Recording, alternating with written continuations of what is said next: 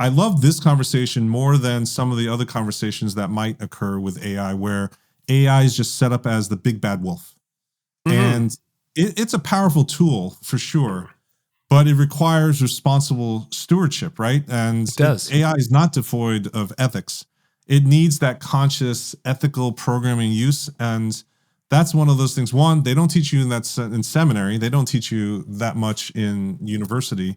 And so, but our culture needs this on a rapid basis. And so, Carey, can the church be a leader in this area? That's one of the questions I'm asking myself.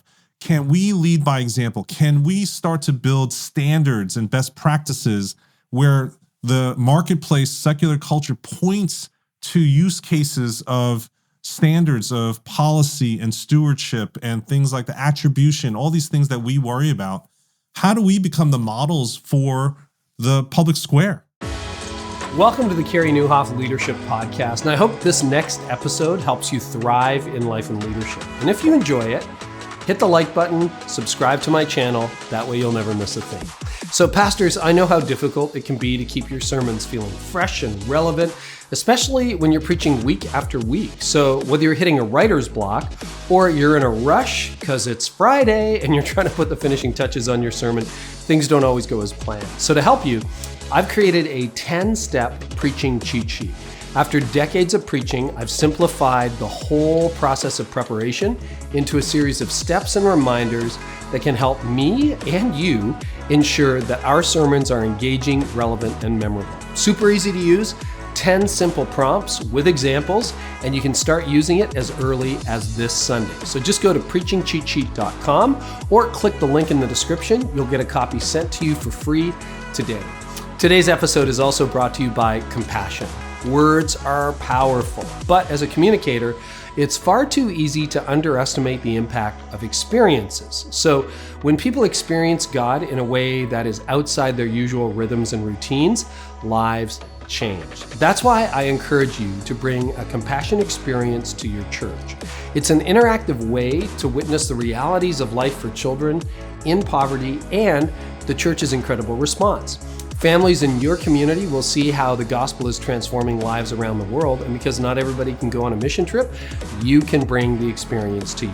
Compassion is currently working with the local church to release over 2.2 million children from poverty in Jesus' name, and I have personally supported them for years. To learn more, go to compassion.com/Carey, and now to today's episode.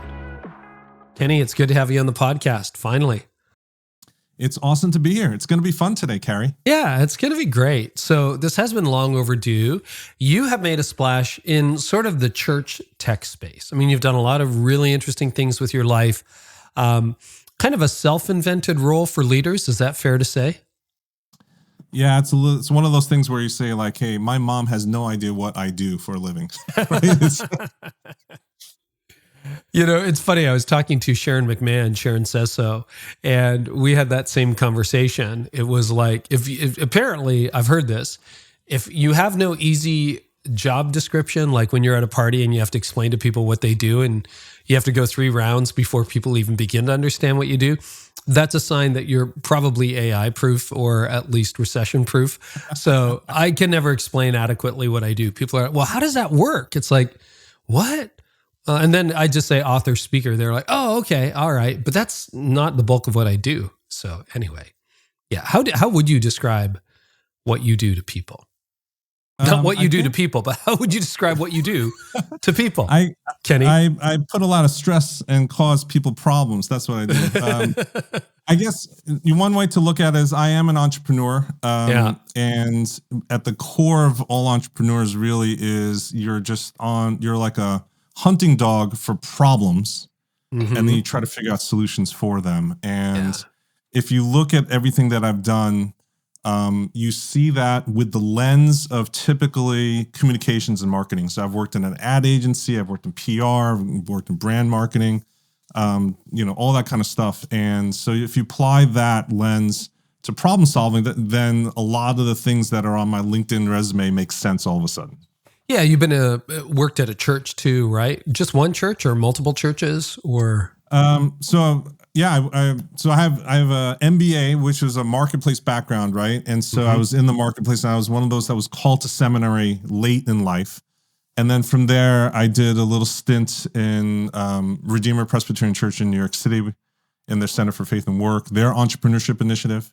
And then I also worked at Liquid Church in New Jersey as their pastor of innovation, as well as the Church on Island campus, right? I forgot you worked at Redeemer. What years was that? That was, when was that? 2011, 2010. It was an exciting time back then. Yeah, and I'm still sad about Tim Keller's passing. I mean, as much as it was expected, what a loss to this generation. So, and then entrepreneurial genes, do they run in your family? No, my dad's a doctor. My mom is a house engineer, as they used to call him. The housewife. What is a house engineer? Okay. That's what there was someone early on introduced my mom as that. I'm like, she's just mom. Okay. Like domestic engineer kind of thing? Yes, that kind of thing. Okay. My dad was a doctor, which is just very regimented, right? There's no entrepreneurial aspects about it. But I honestly, it was my primary education. I had a lot of mentors and a lot of creative things along my educational route that allowed me to, flourish in this capacity. So it's been fun. So I love your voice in the church. You're also part of the Art of Leadership Academy. I'm so grateful for everything that you do there. Church leaders are not the earliest adopters. Can we just say that? Can we just be honest? Let's have a family conversation. Agree, disagree? Yeah, absolutely. I mean, I think one of the things that you think about is that, there's stuff that they embrace, right? And we've seen it over the last couple of years. Like finally, they're embracing online streaming and social media for community outreach. There is this push, right? Like we see that happening. But on my side, you're seeing, the friction on marketing automation and using technology and all that kind of stuff. And I think at the bottom line, it is basically when you make an intersection of faith and tech, you find that the capacity for growth, right, and is there, but it also involves a reluctance to change. So you have growth and change at the same time, and that I think that's literally what we're seeing in the church right now as we speak in today's era. Yeah. Do you have any theories? And I mean, I say that with the greatest affection. I know you love serving church leaders. I love serving church leaders. We love serving marketplace leaders, the whole deal. But I'm always a little bit perplexed. I mean, maybe I'm reading history wrong, but there was a season where the church, and Erwin McManus would make this argument, was the leader in technology, the leader in science, the leader in the arts. I mean, you look at all of the Christian art, Christianity really advanced art for many, many centuries. And now we seem to have gotten into this very hesitant position where we're afraid of change and almost see it as the enemy. I think that's important to acknowledge, but do you have any further thoughts on that or why that is? Yeah, for me, and again, I think I saw it going through seminary and pre and post, is I think the role of the pastor, and it starts with the pastor, right? Culture is top down in any organization. The role of the pastor is set up where it's misaligned, I think, with what the church needs in today's culture and environment. Meaning the role of the pastor, what people go into training for pastorship, is not to be a leader of an organization, but literally just to be a herald of the gospel. And that one narrow specialty is the only thread that they are, hammering to death until they get to the point where they're in front of a flock. And I think there's a mismatch in expectations and framing of what that role is today. That's a really good point, because my background, that was not my intended plan of life to go into ministry and lead a church for 2 decades. And I had legal training before that. You come at it with an MBA. Yeah, very similar. And you're right. But I mean, the kinds of people who want to go to seminary are not necessary. I felt called into it. It was sort of like an obligation, but it's not like a natural entrepreneurial early adopter track. I think that's really, really fair. And then aspirationally, right? Like even recruiting for seminaries and church planting organizations, et cetera, they just highlight the pastor in the pulpit. right? That is the sexy picture of a thriving church. Right. And I think that's where I think everyone in our communities need to start to rethink that and help shape that conversation as to what do we want out of a leader of our faith communities? How would we rethink that? Like, what, if you're creating the ideal job description for a pastor in the mid 21st century, we're almost getting there, right? We're already 2.5 decades almost into this. So we're well into it. What would you include as characteristics and attributes? Yeah, it's probably more emphasis on how to manage relationships and people versus how to manage pages of a Bible, right? Like that to me is like, it all comes down to management of teams, management of congregation, managing pastoral, managing partnerships outside of your church building with other constituents and stakeholders in your community. Right? Life is about relationships. And that's the part that I think is missing in leadership development pipelines that we see in churches and, all the stuff that we write about. Yeah, I think that's true. And increasingly, at least a comfort with technology. I mean, I'm old enough that I've had to learn all this in my adult life. And I wasn't the kid. I mean, computer labs when I was in early high school still had punch cards. Like that's how old I am, Kenny. Okay. And I looked at that in like the 80s and I was like, ugh, like that looks boring. And I had friends who did it, but they were sort of off in the corner and they never talked about it. When they did, they couldn't explain it. And then, of course, by the time I got to law school, computers were pretty ubiquitous. I got my first computer actually in law school. It was one of our first purchases after we got married. They were crazy expensive back then. Yes.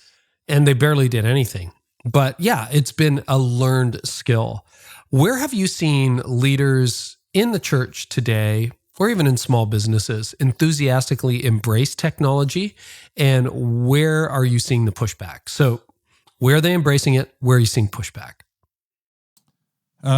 So I think there's a couple different categories, right? So COVID forced everyone into a position where they're embracing some of the digital aspects of things because without digital, they were invisible, right? Like at the beginning of COVID, one of the denominational regional organizations came to us and said, hey, we have over 100 churches in our region that literally do not have a website, right? This was at the beginning of the pandemic. Wow.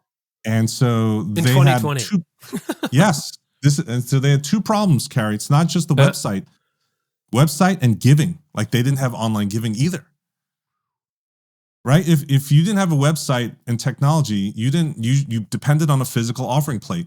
And that was a crisis point for many, many churches. And so people were forced into it. So like I think now people have embraced, again, the streaming, the social, they understand now that is a way to get to the people. Now, when I used to be a church online pastor, we were shunned. I mean, me and my peers, we were like, there's the pastor, there's a whole hierarchy, right? And at the bottom is the youth pastor who has a heartbeat and you can pay them in pizza. And then the church online pastors below that, right?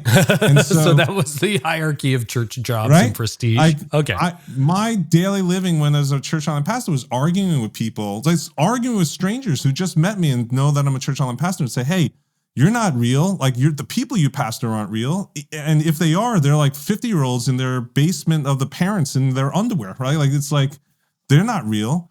And so today it's different, right? Today I say it's revenge of the nerds. Digital is back. And so online streaming, social media, all this digital stuff is something that people have embraced. Now, I don't know if it's enthusiastic still after COVID. That's a whole other discussion. Now, on the pushback side, I think the part that is a really issue is like automation and moving stuff out of paper into fully digital, cloud-based collaborative sharing, anything that's done with teams. And God forbid we bring up things like VR, AR, metaverse, AI. That alphabet soup is just, that scares everybody, right? So that's the part that I'm like, we need to do some work there. Yeah, every once in a while you get a reminder. I was hanging out with our good mutual friend, Rich Birch, last week. Yes. And we were out on the water, just hanging out, catching up. And he talked to a church leader who was struggling with adopting to Google Docs. It's like nobody uses Google Docs. And I'm like, gosh, like I was laughing with Rich because I said, I remember this conversation. It was 2007. We were launching Connexus. He was on my team at the time. And the big issue was, do we get a server, like a big mainframe computer that you stick away in a room and have special cooling and air conditioning because they generate so much heat for our database? Do we set all that up in like an intranet and all that stuff? Or Google Docs was almost in beta at the time. And so was Gmail back in 2007. And he and I really relied on Rich for this, just decided we were going to become a cloud-based church back in 2007. Now that felt controversial, radical back in 2007, but the fact that 16 years later, people are still having that conversation is a little shocking. And by the way, that was a good call. That was a really good call. Because I was, okay, this is crazy. Because you work with this every day, but just bounce off me. Go back, time travel back to 2007. Here was my biggest concern. I was concerned about security. Because I said, we're going to upload the data of 1,000 at the time people who were joining us and more down the road. What if that gets hacked? And then finally, I had the realization that, you know what? We're probably way less secure sitting in a box, in a room, in an office, in our headquarters than Google's got way more incentive to securitize this than I do and the means to do it. So anyway, we were a cloud-based church from the beginning, but that kind of resistance is still there, right? What else are you seeing in the field? Absolutely. I mean, back in 2007, if we're going to teleport back there. Remember, online transactions, buying stuff online was just such a scary thing. Like you're such a risky guy, Carey, for buying. You're going to buy something online from Amazon. You're going to give them your credit card information. Yeah. Mm-hmm. Right. And yet, back in the day when people were still using, remember those chargers? You'd put your credit card in this machine like this. It's not even a machine. And then they'd take the carbons. I mean, that was a much bigger fraud thing where people would just take their chip and then use your credit card, right? Physically. But that was a big thing for us. We went to digital giving back in 2013. I led that. I was still the lead pastor. And there were, security concerns. But in a single year, we went from 30% online donations to 70% online donations. And that was a decade ago. But again, a lot of churches still aren't there. So anything else about resistance to change that you're seeing? I think it comes down to, and you talk about this too, is like, it's not about like the actual protocols or benefits or pricing most times. It literally is the mindset of the leadership, right? And so many times I'll hear that, all these young churches do it and all these young church, like there's this notion, this generalization that the young people are the ones that understand all this. And yet I don't see that necessarily lining up all the time. And that you can have younger leaders that are just stuck, right? And they're not in a growth mindset. But the ones that are older or any other type of leader that is growth mindset are the ones that are looking for incremental changes, incremental improvements. I just did a little bit of fact checking. So Google Docs was released for the first time March 9th, 2006. So it literally was about 18 months after it was released. And nobody was using it. Everyone was using Microsoft Word, that kind of stuff. So it was like, well, let's try. And it wasn't very good at the beginning, but it got better. Let's do a report card. So think about different broad categories of technological adaptation from, you mentioned websites to social media accounts to online streaming to digital giving to the adoption of AI, which we're going to get into the workflow of organizations. Where do you see the church, capital C church, doing well, middling, and poorly? And don't be polite. Don't be afraid to give us an F. If we deserve an F, I'd probably still get an F in some areas, and let's not bell curve up. So where are we sitting on adoption? Let's see, doing well. Again, I think you'll find it's mixed, right? Like you can say that they're doing well in the digital space, but they really aren't at times. I think email and some of those online cloud collaboration tools, they are starting to use it. That's what you're seeing pervasively. There is software in certain ministry fronts in particular, right? So worship presentation software, right? Do you remember when there's this brouhaha against, projection of lyrics on screens versus printed bulletins and hymns, et cetera?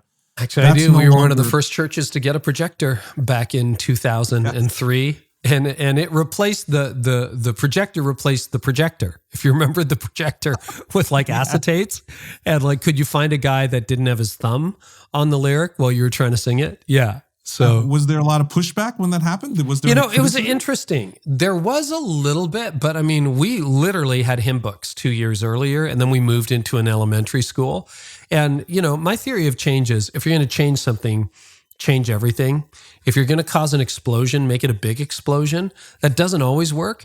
But because we got rid of the buildings, we were in this school, and all of a sudden you could change the technology. It's like, well, hymn books don't really work here, so let's use a projector. And then the acetate projector, quickly, as soon as it became affordable, we okay, let's go to a computer projector. And then I think it was PowerPoint at the beginning. It was awful, like just ugly with like nature backgrounds and stuff like that. But it got a lot better quickly. But yeah, there was pushback. But you know what? It's like Seth Godin. Okay, this is not for everyone. This isn't for you. We didn't make this for you. But there are people that we made this for that are going to love it. And yeah, but we took a lot of criticism, especially in the early 2000s when it became ubiquitous. Everyone just looked at us and rolled their eyes. And that doesn't say, anybody listening to this under 40 right now is going, that's ridiculous. Yeah, but it wasn't ridiculous back then. It wasn't ridiculous back then. If you tracked my activities back then, my PowerPoint usage probably peaked always at Saturday night before services, because the pastor would give me this stuff Saturday night to redo the slides. And so, or Sunday morning, like early Sunday morning, right? Yeah. So anyway, yeah, worship presentation. Worship presentation, Pro Presenter, which has become very advanced, Planning Center. I don't know anybody who's not on Planning Center, or cloud-based databases, which again was a decision for us back in 2007. Pretty much everybody's there. Nobody's doing their own databases. So we get an A in that. Mm-hmm. And I would say the usage of your church management software, I think, is in the middling category, right? So people have them installed. People have email systems installed, but are they using them not even to the fullest extent? Are they even using them to 50% of what their capabilities really are? Or are they really running reports? Are they really doing any email automation? Those are the things. Giving platforms, same thing. I think adoption is doing very well in terms of adoption at this point. But in the behavior and usage of it, I would say it's middling. And then I would say in the poor usage category, it really is things like texting, which still, for some reason, I don't understand why texting is getting so much friction from usage, where email open rates are 30%, 35, 40%. Texting open rates are 90%. Why wouldn't you want to be heard the majority of the time? I always say when I'm coaching teams that I say, this is going to be the most depressing, session, because we're going to, do your email reports and see that the majority of your work is wasted. You have how many hundred, say you have 1,000 people you email to, the majority of people that you actually spent the time writing them emails to, they actually never even look at it. It's not even they read it and throw it away. It was all wasted. Your majority of your efforts are wasted. And texting is 90% open rates. And so I would say, church tech in general, I would say A for effort, C for execution, and maybe F in that future tech category that, we are seeing come down the pipe. No, that's fair. We may have to repeat a class or two. I'd like you to, because I think, I get that. Like, I have a fairly recent iMac I'm recording this on. I've got a brand new iPad. I've got the latest iPhone. I've got the latest Apple Watch, blah, blah, blah. But I am convinced I'm using 10 to 15% max of its power. Yeah. So I think that's human nature, right? How do we familiarize ourselves with this? How does it become less mysterious? What do we do so I can, quote, master it, and now I understand it? But you're leaving 90% of the functionality to the side. So if you can, give listeners, leaders, an idea, what would that database do for them? And we're not talking about like the platinum premium mega church version. We're talking about average software for average churches and leaders, or even, a base subscription to MailChimp. What will that stuff do for leaders that's maybe just sitting on the sidelines? Untapped potential. Yeah, I'll give you just a real live example. I'm going to a church right now that just restarted its men's ministry, and so they had a Saturday morning breakfast for men, brought them all in, and part of the table times were brainstorming. What do the men want? How can we serve you? What are the activities? All that kind of stuff. And overwhelmingly, the guys that got up and offered the suggestions, they wanted to connect with other guys with different affinities, different locations, right? Like based on all these different things. Typically, the churches don't use their database well to make those connections. And, they put us into a database, right? Their church center online. And so now everyone's starting to populate their profiles. And now you're making peer-to-peer connections without having no connections pastor involved, no staff member involved. Like finding out someone's actually in my town, finding out that someone actually likes to golf, that kind of thing. You can find somebody who's like really nerding out on mowing their lawn, Carey, and right by in your neighborhood. Perhaps. You'd be able to do that, right? So those are the types of things that it's built into the system, but you got to encourage the use of it and kind of lead them and paint the picture for how can your congregation use the technology so that it comes down to relationships so that they can make more connections with each other and you get out of the way. So it's in business terms, that's CRM, right? Your client relationship manager, or whatever that stands for. But basically, if you're a salesperson, you make notes on everybody, you upload the data, and you kind of open the file. And we know, Kenny loves this. He's the certified story brand person. He's got a couple of Facebook groups on communications, AI, and beyond that. So that is there. So what you're saying, though, what I think you're saying is, the database can then go and start connecting people with similar interests if you capture that data without a lot of human intervention. Like take that a level further. What else can it do? And just that side note on that thing is, think about it. That's the original Facebook. That's the original church directory. The printed church directory that we used to have has been lost amidst all this technology. And that's just one thing that you can bring back. I think there's other things that a church leader can do with church management software. Like I helped a church recently. They were looking at their volunteers, right? So volunteerism is down. And there's many reasons why. Some people say the boomers are not coming back, and they were the ones who were just the ones that always signed up for things, and it's hard to recruit. And so we put into a spreadsheet all the roles across all the different departments and the volunteers that they had. And then we used AI to figure out a schedule for the next couple of months. We gave it some good rules. One of them was, not that you would ever find this manually in any church in North America, but one of the rules was, do not schedule someone for more than 3 weeks in a row. That's great. Let's try to be healthy. When it's done on a manual basis, if I get you as a volunteer, Carey, you're mine for 3 years, 5 years, every single Sunday, nonstop, right? And so here we put it into the system, and we found 4 specific Sundays in the next 90 days where there were specific roles that were missing, which means we could now figure out strategically how to recruit for those specific roles versus a church I went to recently to visit. They had a all-out recruiting push.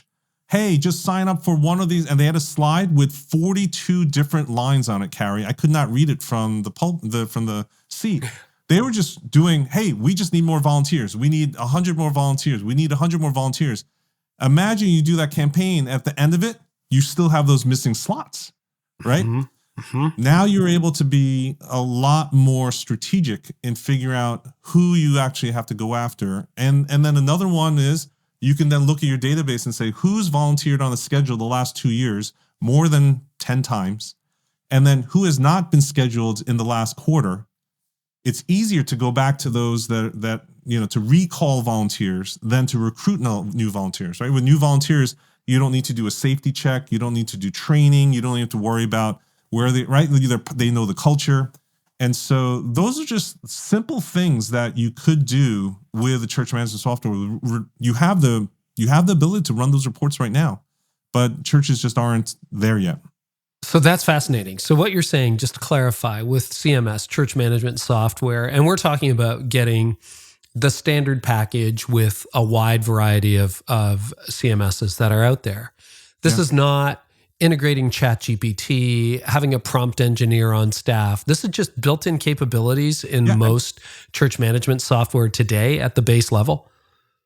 I mean, every software package is a little bit different, but yes, you can run reports on schedules. You could run reports on giving. Giving is another category that the XP usually really doesn't take full advantage of, right? So one way to look at giving is to run a report that says, hey, who's been giving regularly in 2022 last year, and then whose giving has dropped, right? Or has disappeared.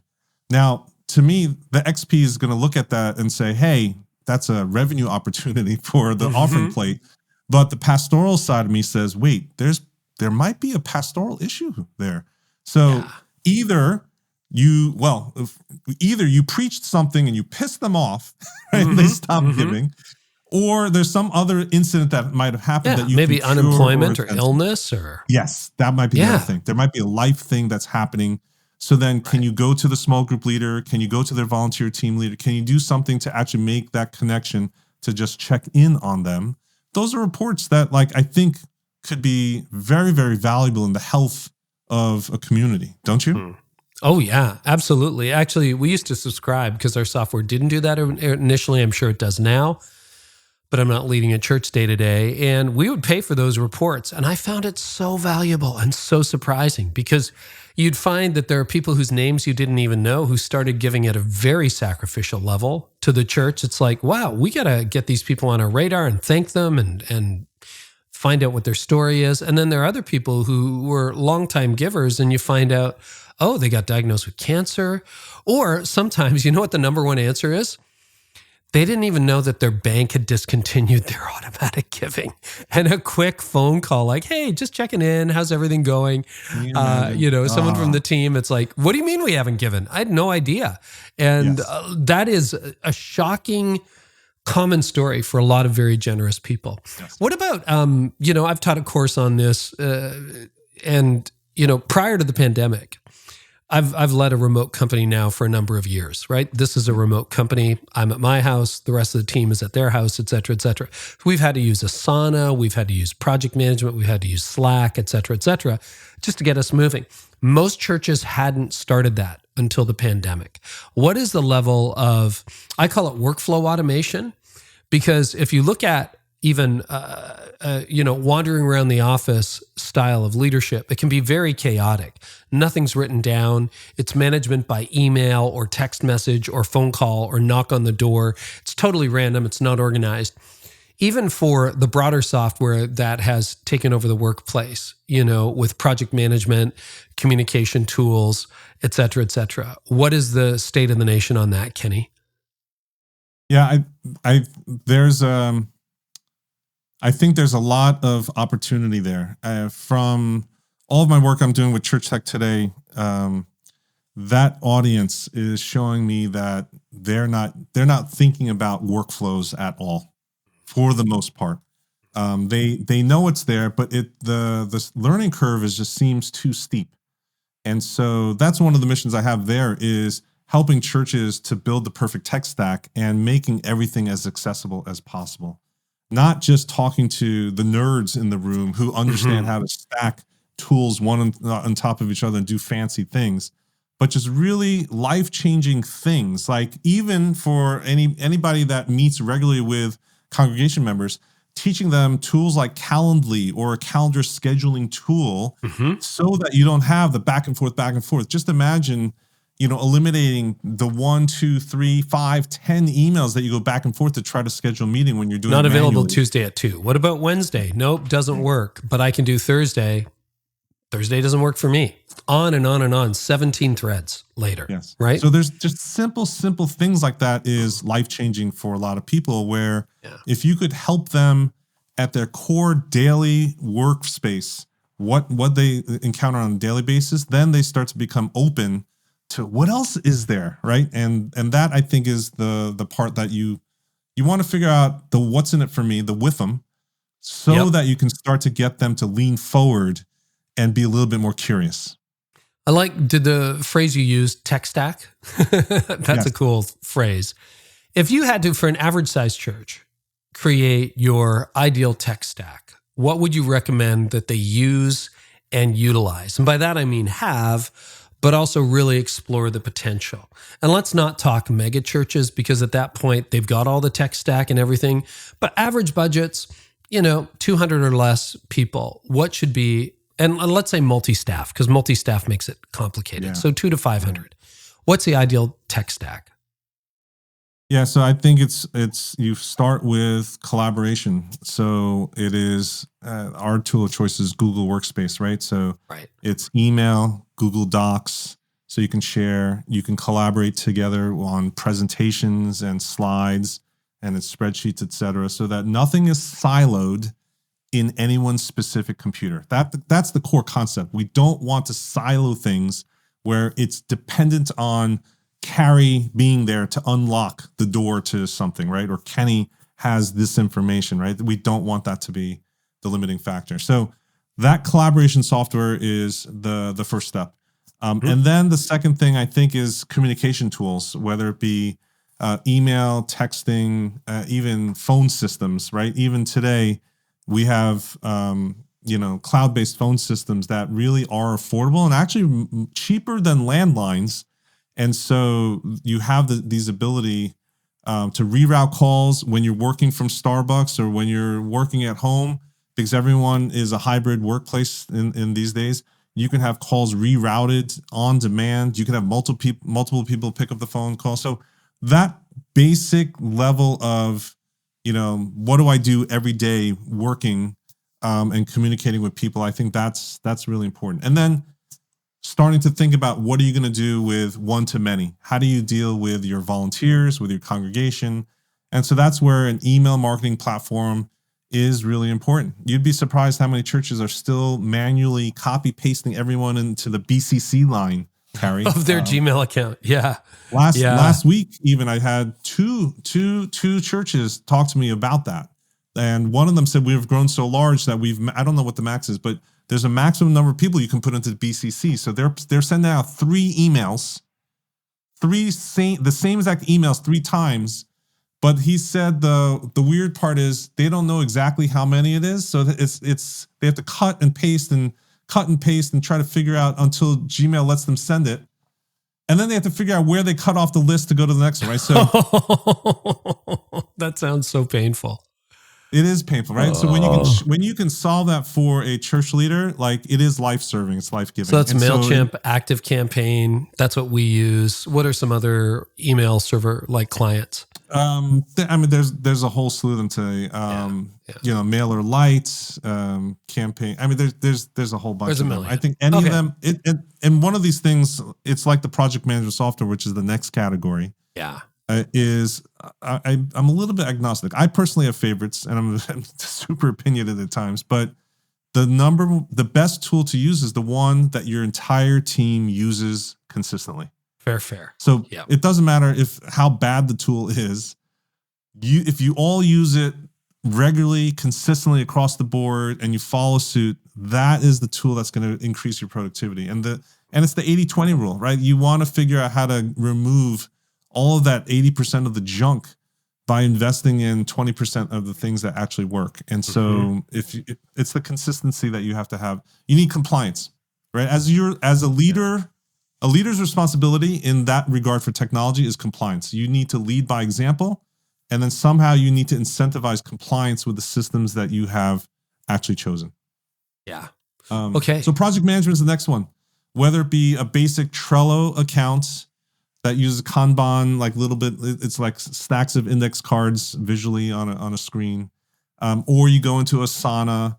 Our team uses Infinity or Basecamp. There's a whole bunch of them out there, and they're all pretty strong. It really depends on compliance for those things. And then the next one, I guess it's almost the same. Some of these tools have inter-office communications, but you want to get out of email. That's the core concept there. So a lot of churches right now are on Slack or Discord, right? They are, you want to get out of texting threads and email threads. That is like, that's danger. If you are managing your work for an organization via email with revisions and files and documents, it's the same thing. You don't want something to be locked in Kenny's email account and he's gone for a meeting for the afternoon or a conference or a vacation. He's unavailable and you need this document, then you're in trouble. So that's where I would start. And then after that, it starts to proliferate in terms of like what other types of software that you go into. Mm-hmm. No, that's so helpful. We have a rule in our company that it is illegal to email a coworker, period.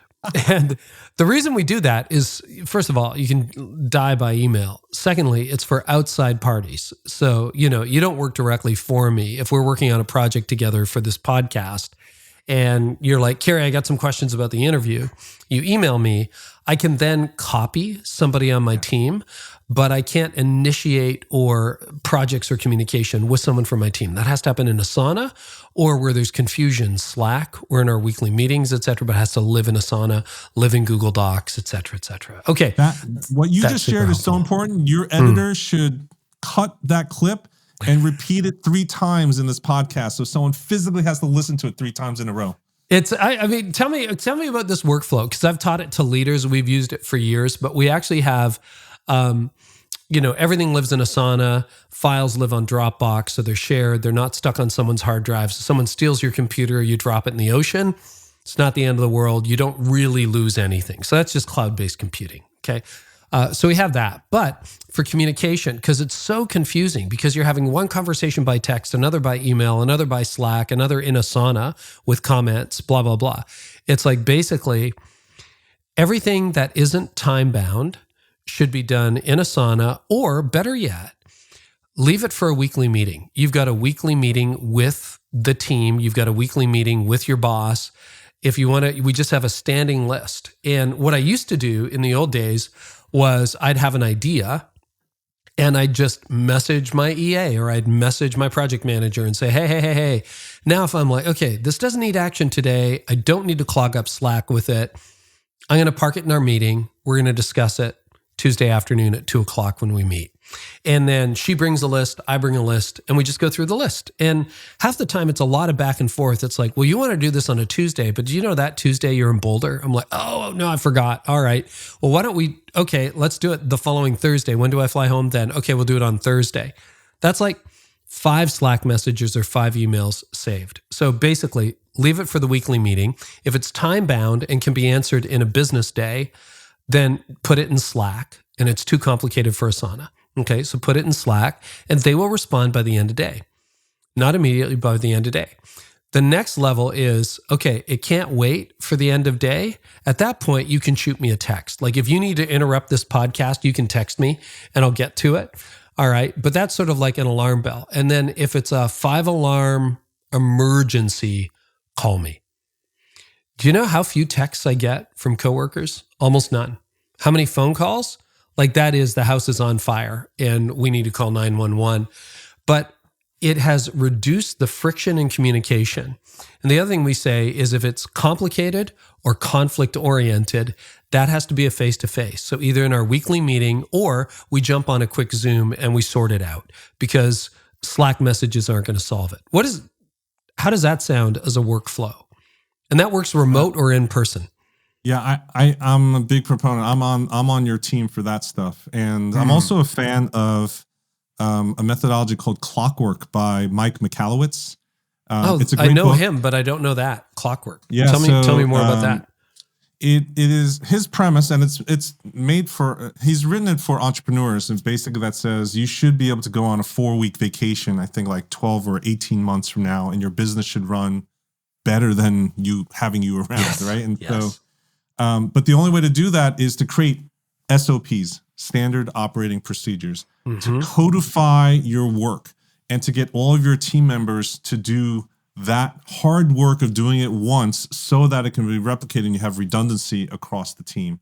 And one of the practices that I think really works well there is at the end of the day, every day, all team members should do these 3 T's. And one is identify things that you did today that should go into the trash. T for trash. Like you shouldn't be doing this.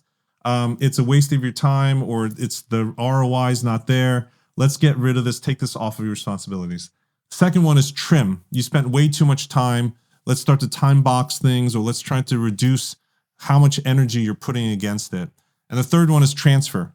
Transfer is stuff that you should not be doing, and you need to get it off your plate and either assign it to somebody, transfer, delegate, etc.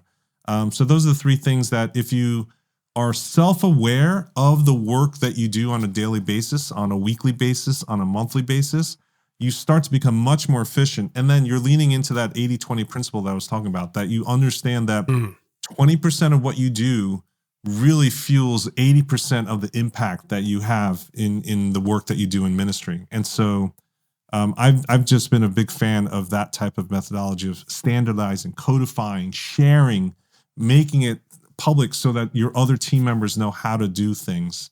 Right? That to me is like one of those things that in today's day and age, you must master that type of thing in order to scale a ministry. Mm-hmm. So you and I are on the same page, but I'm thinking about former me. I'm thinking about the visionary listening. I'm thinking about the leader listening who's like, that's awesome, Kenny, but that's so exhausting. Like, you guys have covered so much stuff in the last half hour. My brain is melting. If that was my job, I think I'd jump off a bridge. Like, I am not into systems and structure, and that seems so antithetical to vision and communication.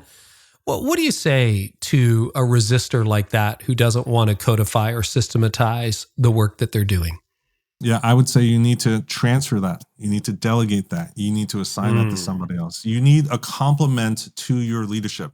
You need to be self-aware. So if you're self-aware, that complaint or that procrastination is happening where you're resistant to codifying stuff or standardizing stuff, or, right, like you said, if you're the leader that just likes to walk around and on a whim, based on what you see and observe in the moment, react and get things done, at least you're self-aware of that might be some of the positives of your leadership style. But then where can you complement that in your leadership suite? It's either an assistant or someone at a peer level. Those are the types of things that I think needs to be assigned to somebody if you want a healthy team. This is not just for you. This is really for your team.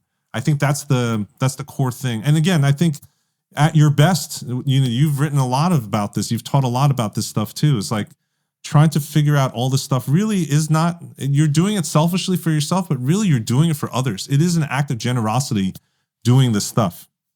Well, it's freedom, right? At the end of the day, it's a little bit of work that gives a lot of freedom. And if you don't have a system, what you have is confusion, and confusion doesn't scale. Like, it just doesn't. And once you systematize, and we're always systematizing here, but that allows us to work in different states, different countries, get a lot done. And one of the top questions I get always is like, well, how do you get it all done? It's like, well, if you have a system, you can still have a life. And I get to focus on preparing for this interview, this conversation, not, trying to diffuse whatever bomb went off 20 minutes ago, which is often what happens when you have confusion. Okay. Anything you want, I really want to get into AI, and I can't believe how quickly the time has gone already. So let's just go there. And I don't know, it's interesting because I send out this Friday newsletter, as you know, and whenever I send out something on AI, I get a collective yawn because I can see how many click through on the article. And it seems like, oh, church leaders, you're just not interested in AI. I doubt it. I mean, I'm sure we have some people who are, but we are seeing quantum leaps in technology. Let's not call it progress because there's a dark underbelly, but we're definitely seeing a quantum leap in technological improvement, advancement before our eyes. So let's sort of define AI. Let's talk about how it's showing up in everyday life, and then we can talk a little bit about where it's going. But what about, how would you define it, and where do you see it today? Yeah, AI has been all around us. It's just been behind the scenes. What happened was there was a seismic event in November 2022 in the fall, and that is this company called OpenAI created and unleashed this thing called ChatGPT. And at the fundamental level, it's basically taken all this brainiac machine learning AI, like all this powerful stuff, and added a layer of natural language processing. And so it just means you no longer need to be a nerd to work with AI. You could talk in regular human speech, just like you and I are talking to each other. It understands it, deciphers the intent, goes off and does its brainiac thing, and then comes back and then again, doesn't give you the results in like code or anything. It actually translates it back into English or Spanish or Korean or right. And it knows all the languages. And so that thing has been a game changer. And the reason why it's been a game changer is two things. One, accessibility. So all of a sudden it's been accessible, not to these specialists or these nerds, right? It now is accessible to anybody who just knows how to talk. And the second thing is that it's not vertical constraints, meaning it's not just for medicine. It's not just for, accounting. It's for anything that has to do with language. And that means it's applicable to almost every single workflow that you have under the sun. It's remarkably intelligent too, because, if you have a little bit of an internet footprint, like I'm using ChatGPT for first drafts and prompts, et cetera, but I have enough of an internet digital footprint that I can tell it, create 20 questions to ask Kenny Jahng on the Carey Nieuwhof Leadership Podcast in the style of Carey Nieuwhof. It produces 20. Then I can be in the style of Tim Ferriss. Then I can be in the style of Ann Voskamp. Then I can be in the style of Ramit Sethi. It's crazy. And it'll generate different questions. So it's like, it's nuts. And my team is taking it to whole new levels. I'm like, how are you getting all this stuff done? Like you're outwriting me. And it's like, well, ChatGPT and I had a great afternoon. I'm like, and it's good stuff. Now, the first draft isn't always good. And there's factual inaccuracies in it. But other thought, it's bigger than ChatGPT. You're a Jasper user. What are some of the other ways that you can integrate it into your workflow? Well, it's multimodal at this point. So meaning the first release is text-based. You put in text to the machine and text comes out. So anything that you can think of that's text generated, this thing can use that, right? Now you're at the point where the inputs can be multimodal, meaning it could be video, it could be images, it could be audio, it could be text, and then same thing on the output. It can be audio, it could be video, it can be text, it could be images. And so that is why we feel the acceleration and velocity that we have in this last couple of months, Carey, in terms of innovations, right? I think in the last month, over 1,000 new AI startups were started in the last month alone. And they're all tackling different use cases.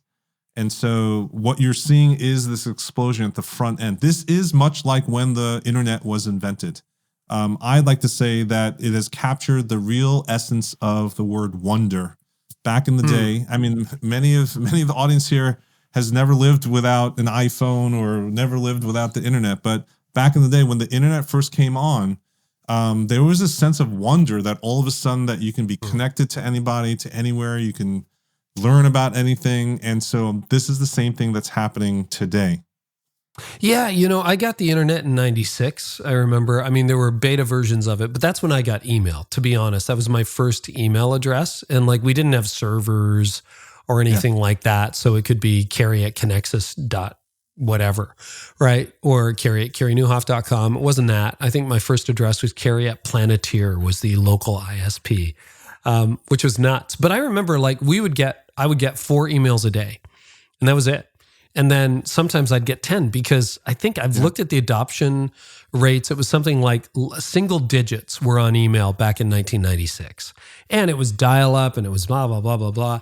But the adoption was slow. And what's surprising me about this is you're right. The inputs have changed in 6 months. It's like now it is multimodal. Now, you look at what you can do with video, what you can do with audio. I've done my own AI generated voice, which I haven't used. This is actually me, but just experimenting in the background. But that's going to change rapidly in the next 12 months. It's getting exponentially faster. It's earlier than 12 months. I'm challenging my team right now. I know we could do it today, but it's just because of, how much work we have to do. I'm challenging my team today to build a podcast where I will not be present for any of the episodes. I will not be talking into a mic. for any of the episodes of the podcast. And I'm challenging us to do that by the end of the summer. So let's go there. What are the upsides and what are the downsides? Like, who's listening to fake Kenny Jahng? Yeah, I think it's, again, it comes down to relationship, right? Once you establish your authority and your relevance to people, and that you have some sort of trust that's built into your audience, they just want more of you, right? Like, I'll go back to the example of when we're talking about emailing. Everyone thinks this is like very universal when you talk to organizations. They think that emailing their email list more than once every whatever it is in their head is going to feel like spam to their audience. If they're on a rhythm of emailing once a month, they think that if you're going to send 2 emails a month, it's spam. If they're on a weekly basis, if you spend 2 a week, it's spam. But the truth is, when you meet somebody for the first time, or you just heard Carey Nieuwhof at a conference for the first time, you just want to consume anything and everything else because it's all solid gold, right? You resonate with that person or that organization. And so it's the same thing here, is that the AI generated version, as long as it is produced in the same quality and value, should not matter that much to the end recipient, right? And so I think there's going to be a lot of people who push back on that you might get a lot of hate mail on this episode for this one little notion. But I do think that scaling your presence with AI is going to allow you to serve more audiences, build a larger community, and in the end, we're using technology to scale personal relationships. So I agree with you and don't agree with you. So let's have some fun here. This will be fun, Kenny. I mean, the technology exists right now that you could create a video show of you, because it's getting so good now that the audio is almost indistinguishable. Seth Godin said, because I had a offline conversation with Seth, I don't think you mind me saying this because he's come out publicly to say it, but he said his wife couldn't tell it wasn't him. Now, if Seth Godin's wife can't tell that audio wasn't him, and he did a entirely AI-generated episode of his podcast, Akimbo, so that's all out there, but he said his wife couldn't really tell the difference. I took 10 minutes to put together clip for my wife, and she goes, "Oh, it sounded like you had a bad day." I'm like, well, that wasn't me. But I'm sure if I adjusted it, or I had, some smart people adjust it, it could come pretty close to fooling the people who know me the best. And video is not that far behind, right? So for the record, this is a live conversation with real Kenny, real me. But let's say I've also got 1,500 blog posts I've written over the last decade. Seth Godin has, thousands over many decades. He's got books galore. You've got tons of content in your Facebook groups, on your website, articles you've written. Let's say we fed old Kenny Jahng content into an AI prompt and it produces a video of Kenny talking. What are the upsides and the downsides to that? Because you could argue, okay, that's kind of you. You wrote those words. That's your intonation. That's your persona. And again, the deep fakes are so good right now that it would be difficult to tell the difference between a real conversation between humans and an AI-generated conversation. So I want you to riff off that scenario. We take old Kenny content or new stuff you write, and you just feed it into the prompt, and boom, there comes video Kenny and audio Kenny with a new episode on YouTube or on a podcast. I guess in this type of conversation we've been having often, is what you see happen. The pattern that you're seeing is everyone gets locked in to a use case that is defeatable, right? Okay. And instead of saying, hey, what if it was something else? How might we use, instead of saying, hey, replicating you with this method, it's not going to work. Instead, and turning on the head in innovation circles, we always use the how might we, right? How might we use AI cloning video and voice so that it actually, is indistinguishable yet serves the audience. Yeah. So I think this is happening so rapidly that it's going to be 6 months, 12 months, et cetera. It reminds me of the days when I was a partner in a .com incubator. We used to measure innovation iterations in dog years, right? 7 times a year, you would have these leapfrogs. And that to me that's what's going on right now. But you have to, and the reason why you have to keep pace with the evolving tech horizon right now is because there's 7 iterations or resets, but not all of them are going to be resets, right? Sure. Some of them are going to be leapfrogs, and that's why you need to stay ahead of this stuff. But there's a tool that I just tested out where they loaded. One of the persons I follow is Amy Porterfield. She is I know an Amy. internet marketing guru, and she teaches on the internet, has webinars, etc. She has a podcast with hundreds and hundreds of episodes. They loaded all of her podcasts into the AI, and now I have a conversational chatbot that allows me to ask any question about online marketing, her topic, and then it responds as if it is her, as well as gives me links to 2 or 3 episodes that are relevant, closest and relevant to that thing. I could see how in a couple months they created a Mid-Journey avatar, a picture of her, and then, animated it using DID or some other tool, and then cloning her voice using, Murph or 11 Labs. And then instead of that chatbot coming back to me with that answer, she's telling it to me visually, audibly, in that chatbot. So I kind of don't have a problem with that because that's Amy talking about Amy in her authentic voice. And actually I'd love to know, can you say what chatbot or what AI that is that you've created, the Amy, Ask Amy Anything? What software are you using? I didn't create it. It's a platform called Searchy. It is Searchy. Okay. Yeah. Yep. We are looking at Searchy right now to use for our AI summit that's coming up, and that's one of the benefits that you can put all this content in there, and it starts to be able to converse instead of just instead of sit and soak videos and content. Now you can have a more proactive interaction with the speakers and teachers, etc. Okay, so that's Stu McLaren from Toronto, right? Yep, Searchy. So we're looking at integrating that into the Art of Leadership Academy to consolidate all of our courses and also our public free stuff as well, so that you can kind of ask Carey anything. And then Seth Godin has a custom version that he said a friend did for him, where he now has an AI chatbot, but that'll be coming to market soon. So Searchy, okay, that's great. And we'll link to that in the show notes. I want to take it a step further though, because I don't have a problem with that. Because we spend hours a week answering FAQs that come in from readers on email. And wouldn't it be great just to have a public facing, here's all of my work over the last 15 years, all public, type in, here comes video Carey going, hey, you know what, blah, blah, blah, blah, blah. Okay. But let's take it further, because you can now say, you can pose a hypothetical. What would Kenny Jahng say about, let's say you've written nothing on the subject of Searchy, never done a podcast, never mentioned it, blah, blah, blah. You could now theoretically or soon type in a prompt that said, what would Kenny Jahng say about Searchy and its implications for the destruction of humanity and the future of the church? Boom. It creates this hypothesis, let's say a 5-minute video script. Yeah. Yes. You then generate that through 11 Labs and some video thing.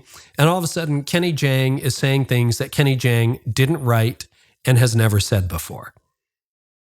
Very plausible. I think that is going to start to happen. I mean, you see it with ChatGPT, right? When you do. Some of it's called hallucinations when it actually isn't correct. But there's a different type of hallucination where, that is a risk of stewarding your own personal brand and the responsibility of what, who I'm very nervous about that. I mean, what is your emotional reaction to that scenario? I'd just love to know. Would you be comfortable? No, I don't. I think you would need to test it extensively, right? So I think the future of AI is it's going to be pervasive and it's going to be hyper-personalized. But at the heart of everything is going to be this question of ethics. I agree. Our society, that's where I'm driving. Our culture is going to need to grapple with what our comfort level is. Now, we have avoided this question, ignored it, played ostrich with a head in the sand with privacy and data as a culture. And right, so anything that's free, we've learned that you are the product. You are being sold with data. And that is an issue, right? And so we're starting to come to that realization. The question right now is on the AI side, are we going to be just as slow or as quick or faster on this type of issue regarding AI and ethics. I just saw an interview with Microsoft's CEO, Satya, and he was talking about why he's not as concerned about this type of stuff. And he said, because in this technology innovation front, the questions are coming much earlier at the start of the evolution of the technology. Then for social media, etc. Yeah. They're asking these hard questions now versus with social media, it's decades later, right? And so he's feeling optimistic about where we're going to end up, that we're going to have a lasso on it and control it a little bit more before it gets before the genie's out of the bottle. Well, I kind of hope so. But I mean, I'm thinking about all the leaders listening to this podcast. Like, I think the soul to soul, we could imagine a scenario in which AI Carey and AI Kenny do a parallel podcast in a parallel universe where I'm not actually there. I might be sitting in my backyard mowing it or cooking something on the big green egg. You're doing your favorite thing, but we're having this fake conversation over there and it has its own audience. But what I worry about that is like what my brand is trust. And if it has my name on it, I've thought about it, I've signed off on it. And if I start to break that trust with listeners, if I start to break that trust with leaders, and that's not really me, I don't know. I can't imagine a world where that's cool. And what I really want to talk to, because I can read all your stuff, I can watch all your videos, I can join all your groups. I actually wanted to have a conversation with the real Kenny. I don't know that is going away, just in the way I think people want to be pastored by a real pastor. And if you're going to preach, they want to hear you and what you heard from God, not what some version of you may have heard or not heard or heard incorrectly. I don't know. Thoughts on that in the ethics of AI? Yeah, so there's a lot of people who just are trying to push the envelope with AI automation, get things out in the wild and do things where it's just, set it and forget it. My stance is you always need a human in the loop. And if it's your representation, you need to really understand what the boundaries are. And this is where I love this conversation more than some of the other conversations that might occur with AI, where AI is just set up as the big bad wolf. Mm-hmm. And it's a powerful tool for sure, but it requires responsible stewardship, right? And it does. AI is not devoid of ethics. It needs that conscious, ethical programming use. And that's one of those things. One, they don't teach you in seminary. They don't teach you that much in university. And so, but our culture needs this on a rapid basis. And so, Carey, can the church be a leader in this area? That's one of the questions I'm asking myself. Can we lead by example? Can we start to build standards and best practices where the marketplace, secular culture points to use cases of standards of policy and stewardship and things like the attribution, all these things that we worry about? How do we become the models for the public square? I think this is a huge opportunity for us. I love that. I think that is such a great point, Kenny, because I have been asking around, maybe not hard enough, so this could be 100% on me. Hey, who do I need to interview about the ethics of AI in the church space from a Christian perspective? Yeah. And I'm hearing a lot of crickets. I've got a few guests coming up, but I was hoping I'd get 20 to choose from. Yeah. There's not a lot of people talking about this. And if you've got Sam Altman and Eric Schmidt and others signing manifestos and urging Congress to regulate and warning about the dangers of AI, where are the church leaders banding together? Not in some reactionary Luddite fashion, but in a thoughtful, intelligent, theological, because you can stick your head in the sand. AI's here, man. You can't put the genie back in the bottle. So that's why we're exploring its ethical use. And I think you're advancing it as far as most of the leaders that I know. You are probably one of the earlier adopters on that frame, which is one of the reasons I was anxious to have this conversation. But I couldn't agree more that we need to be trying to figure out, what about, they're talking even in ChatGPT-4, are there signs of sentience? Is it a sentient being? Yeah. That is a live conversation. What does it mean to have other sentient beings? It's great. Singularity. There's so much there. so much there. And I would say, hey, you graciously was talking about like, hey, I'm one of the voices here. It's not me. Like and if you see what's happening. Wait, you're telling me this is your AI? Sorry. Sorry, Kenny, I had to do it. What do you mean it's not like you? When I was a church online pastor, right? Like if you went to any church online pastor and say, hey, this is the way to do church online, this is the only way, you need to run because we're all learning together in any innovation front. And my bias is to go to community. Seth has said that the internet's sweet spot is aggregating geographically distant people that have the same affinity, right? Pulling like-minded people together for like causes. And that's why I started that Facebook group, which it's growing, hundreds of church leaders every week. I think convening those conversations, building a council, maybe this is what you and I need to do, is start to build some roundtables of leaders in the church ecumenically to start to think through what are the challenges that not just we are facing in the church and ministry space and in our church buildings, but our neighbors, our communities, our business owners, are the people that we actually are trying to pastor to. Because it's not just about the church, it's about all of humanity. I think that's the thing that we actually need to, maybe this is it. Maybe this is ground zero. This podcast is the beginning of that conversation. Maybe this is the clarion call. I don't know, but Kevin Kelly, who's been on this show, and it was such a good conversation. He has a book he released a few years ago called The Inevitable. And I love that title. It's such a great title. It's like, guys, this is just where society is going. It's inevitable. And if you think about church online, a decade ago when you did it at Liquid Church, it was inevitable. And you were the weird one. You were the, person that's like, what? How is that even a thing? But that was inevitable. And now we're there. We're at over 90% of churches have some kind of meaningful online presence, which was inevitable. COVID accelerated that greatly. We would have maybe got there by 2030, but we got there faster. And AI is inevitable. It's already here. The horse has left the stable. And I think the conversation needs to keep up with that. And again, we've talked about some of the dystopian possibilities about, we can go into deep fakes, et cetera. What is the upside for church leaders? What is some practical use, like in your tech stack? How would you recommend using ChatGPT, Midjourney, 11 Labs, et cetera, et cetera? What are some of the benefits?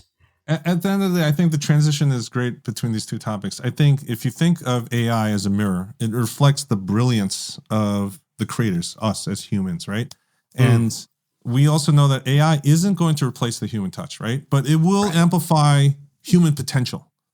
And that's something that I think if you take that to heart and see how your relationship starts to form with AI, it will be very telling with what you get out of it. So one of the best ways that I can coach someone starting to use AI for the first time, like ChatGPT, is don't look at it as a push button vending machine. Out pops a candy, and then you just open the wrapper and consume it as is, right? You need to think of it as a seminary student intern. What would you do with that? You would never assign a seminary student intern that you just got. It's the first week on the job. Write me a sermon for the Sunday, and then you wait until Sunday morning, get the output, and just preach it as is. Would you? I would never do that. I don't know anyone who would. And yet, that's what we're talking about. So what you would do is you would review it, and then you would sit down with the intern and says, hey, actually the culture or the theology of our ministry leans this way. Can you go back and use these resources and rework this section? Or this argument seems a little bit weak, or it's not really contextually relevant to our people in our community. Can you try to brainstorm a couple of other examples? You would go back and forth. Right? It's called a conversational chatbot for a reason. It wants a conversation. And so you have to have that iterative approach back and forth to pull out something that's really valuable and meaningful. So when I hear from some church leaders, like they're church leaders that join our group and say, hey, we tried ChatGPT, it doesn't work. There's no way I'm going to pay the $20 for the plus version. And honestly, it comes down to a Zoom screen share session and say, hey, let's just try using it together. And usually it's that single push button. They want that big Staples easy button. I'm just going to put in one short sentence and then out comes an output, and I'm going to judge it based on that. And you would never have a seminary intern then, right? Mm-hmm. You would fire them all on first glance. The ones who understand how to, again, in that, you want to push that analogy further, the ones that have robust internship programs, the ones that are thriving ministries are the ones that are working with interns, direct reports, volunteers, back and forth, working it through together. And so that would be the biggest advice I can give anybody starting out with ChatGPT, Jasper, or anything else. Do you have a go-to? I mean, Google's there and you can go all over, but do you have some reliable voices or reliable sources that help you navigate how to use ChatGPT? Because I agree, it's like create a sermon on justice and kindness, and it's really vanilla. Like I would never preach it in a million years. On the other hand, for brainstorming, it's given me ideas I never would have had. And you can massage it and say, well, do it this way or do it that way. You're right. It is. But like all of us are self-taught right now. So do you have reliable voices or reliable sources that you're looking to help you find a few shortcuts or a deeper understanding on how to use AI? Yeah, I mean, again, it goes back to our other, go-to tool. It's Google, right? And so there's so many people writing about AI. You and I co-authored an article, The Ultimate Guide to AI and Pastors. That's a very good read, I think, just to start square one. I published a book called Unlock the Power of AI. That's being published on churchtechtoday.com, and it'll be on Amazon soon. So there are leaders talking about AI. And then I think it's events and conferences, right? And so right now there aren't that many church or ministry specific conferences, but like, for example, in February, I went to the Gen AI conference in Silicon Valley. In July, I'm going to MyCon in Cleveland, which is the marketing AI conference. They've been doing it for over like 5 or 6 years in a row. It's not a new thing. The AI Summit in New York. So there's all these business places that you can actually learn from. And then, hey, TikTok. One of these things about TikTok is I think one of the healthy ways of using TikTok is, or other social media platforms, is for learning. So find hashtags, find people who experts follow, find those little cohorts and follow them. So, on TikTok, I would say I'm following a woman named Allie Miller, Justin Feinberg, and Rachel Woods. Those are 3 great voices to follow. I'm sure we can give the links in the show notes. We'll link to all that in the show notes, plus our ultimate guide to AI and the church or pastors, whatever we called it in the end. I really appreciated your work on that. And then your Leadership Academy. You need to find communities of like-minded people in your vocation, in your lane. And so your Leadership Academy, we've had great discussion forum threads there. Those are the types of things that I think you need to seek out as a church leader. Find other places where your peers are that have the same interest. The AI for Church Leaders, that's a shameless plug. AIforchurchleaders.com Facebook group that we started, another great place to have that thing. We're going to have an online summit soon. But those are those things. AI learning, it could be very intimidating, but you need to move from intimidation to like learning to become an innovator yourself. You need to figure out how to get out of that intimidation square on the chessboard and move forward into some other place. Kenny, this has been such a breath. I'm like, holy cow, we need like the show notes. It's a good thing we have show notes. It's a good thing we have transcripts. So maybe you and I need to do the course, The Art of Technology or something like that. It's one of those things, Kenny, where I realize at the end of an hour and a quarter talking about this, it can feel so intimidating. Yes. On the other hand, if you really want to reach people and you really want to create a great work environment that actually ministers to people where they're at and creates a great culture for your staff, what we're talking about is kind of table stakes today. It's just, this is what you have to do, I think, to have a ministry that actually connects with the culture. This is the hidden infrastructure. This is the, not even dark underbelly, it's just the undergirding that makes what you do possible, what I do possible, and what a lot of effective organizations and ministries, what makes it possible today. In the same way that great farm equipment was awesome in the 18th century. Yes. And I'm sure, the farmers I know now are not pushing, wagons that you remember when you were a child in your storybook. I mean, they've got $500,000 tractors, $1 million tractors and combines and the whole deal, right? There's an infrastructure if you're going to farm. There's an infrastructure if you want to lead. And I think you're so great at leading us there. Is there anything, Kenny, that we haven't talked about that you think we should talk about before we wrap up? I think it's that last sentiment. Like, there's a fear that people have, and there's this phrase. It's no longer about FOMO. It's about FOLO, FOLO, fear of looming obsolescence. And I think that's the good. bottom line is, right, here's the Cliff Note version of that conversation thread, is that AI is not a job ender. It's a job evolver. And if you're not obsessing or thinking about how you could use AI to improve your work, extend your work, and create bigger impact, you're not going to lose your job to AI. You're going to lose your job to someone who is thinking about that. And not embracing AI isn't playing it safe. It's basically stalling the future. And so this is just one of the things that everyone's in the same boat right now. So this is just, it's a very unique cultural moment that, hey, no matter how behind the eight ball you feel right now, the most advanced people have only been doing this since November. It's not a long time. You don't have that much to catch up. And there are people that want to do it together. And so please, this is just one of those things that this is the time to get on the bandwagon, and you'll see the future is bright. The Holy Spirit works in pixels. That's my last statement. The Holy Spirit works in pixels, and let's be a part of it. Well, I appreciate you saying that. The other thing I think, too, having led a church for 20 years, is if you're not at least conversant, if not using technology like AI, your church is. The people you serve, the people you reach you want to reach are.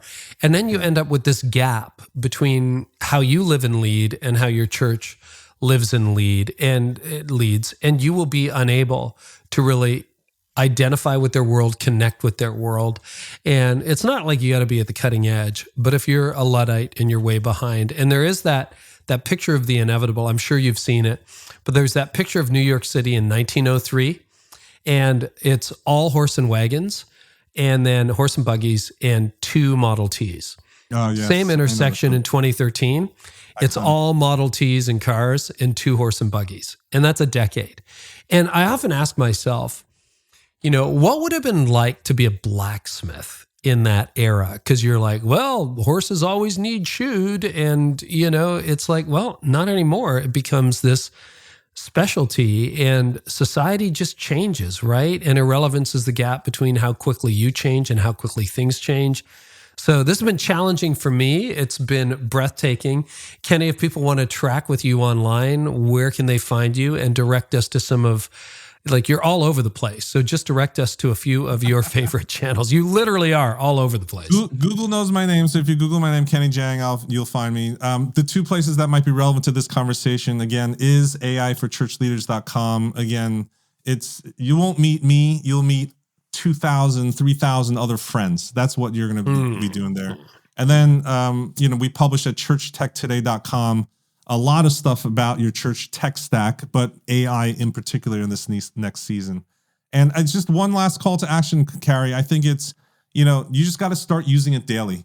There's no reason to be intimidated. Just start using it daily. And remember what I said earlier, think of it as a seminary student intern. Isn't it time that you just get an intern or 2 to help you with your work? Just think of it that way.